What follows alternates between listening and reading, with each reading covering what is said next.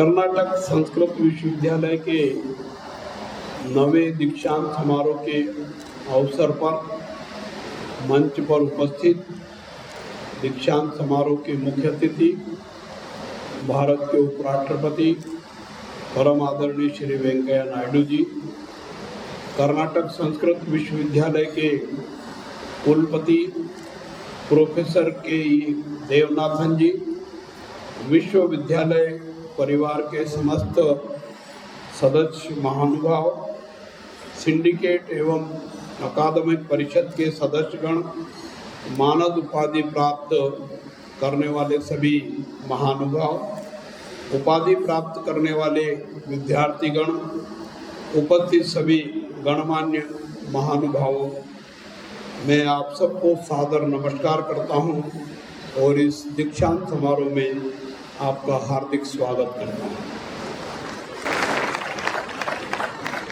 संस्कृत शिक्षा में एक रूपता लाने के लिए छात्रों और शिक्षकों को संस्कृत अध्ययन के अवसर प्रदान करने के लिए एवं राष्ट्रीय और अंतर्राष्ट्रीय स्तर पर संस्कृत अनुसंधान के मानकों को उच्च स्तर पर ले जाने के उद्देश्य से कर्नाटक संस्कृत विश्वविद्यालय की स्थापना की गई है।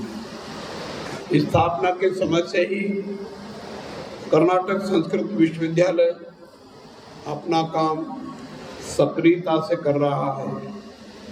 इस विश्वविद्यालय ने अनेक राष्ट्रीय एवं अंतर्राष्ट्रीय पुरस्कार प्राप्त किए हैं। मैं इसके लिए संस्थान के सभी महानुभावों का अभिनंदन और स्वागत करता हूं, बधाई देता हूं। मेरी जानकारी अनुसार आचार्य पाणिनि द्वारा अष्टाध्यायी में तैयार की गई व्याकरण के नियमों की पद्धति इस विश्वविद्यालय के पाठ्यक्रम में सम्मिलित है। ये भी एक खुशी की बात है। आज आचार्य पद्मन जी एवं डॉक्टर V.S. इंदिरम्मा जी और श्री उमाकांत भट्ट जी को संस्कृत के क्षेत्र में श्रेष्ठ योगदान देने के लिए मानद उपाधि दी गई है।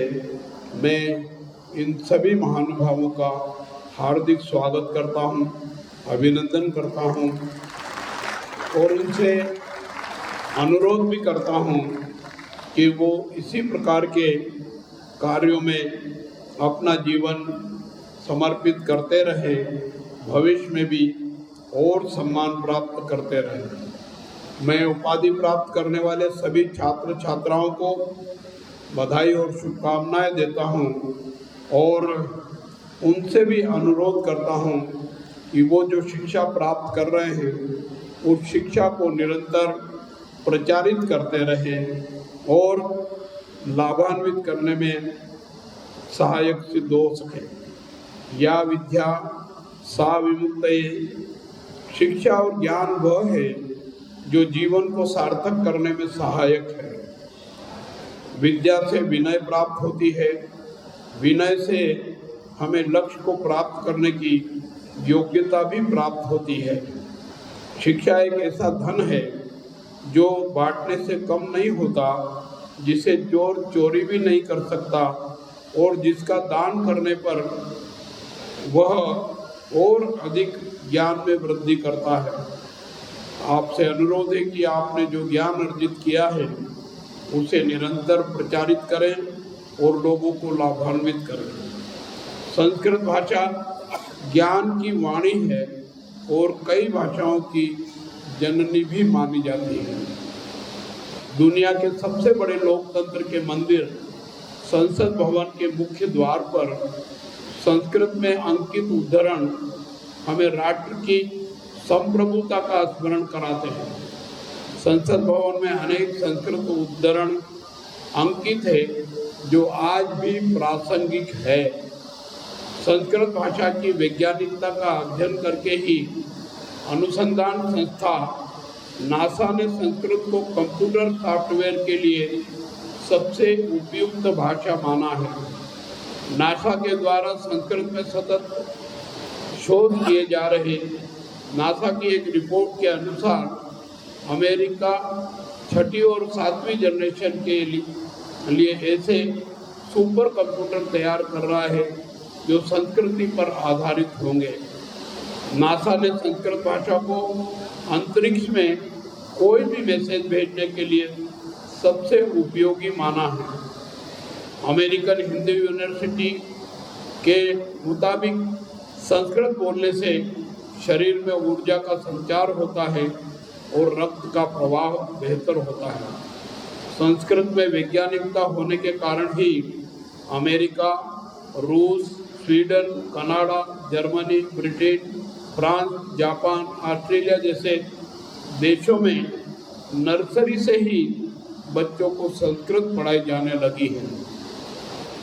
बोलचाल की भाषा में संस्कृत भारत के संविधान में 8वीं अनुसूची में सम्मिलित की गई है और उत्तराखंड राज्य में तो इसे दूसरी राजकीय भाषा का दर्जा भी दिया गया है। मेरी जानकारी के अनुसार कर्नाटक के मुत्तूर में, मध्य प्रदेश में नरसिंहपुर जिले के मोहाद में और राजगढ़ जिले के झीरी में तथा राजस्थान के बूंदी जिले के कापुरेन, बांसवाड़ा जिले के खाड़ा और गनोड़ा, उत्तर प्रदेश के बागपत में बावली और ओडिशा के श्याम सुंदरपुर गांव में संस्कृत बोलचाल की भाषा है।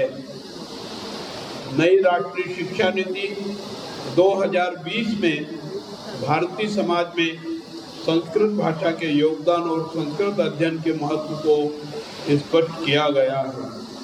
मातृभाषा में शिक्षा के साथ साथ संस्कृत भाषा की पढ़ाई की ओर भी ध्यान देने की आवश्यकता है।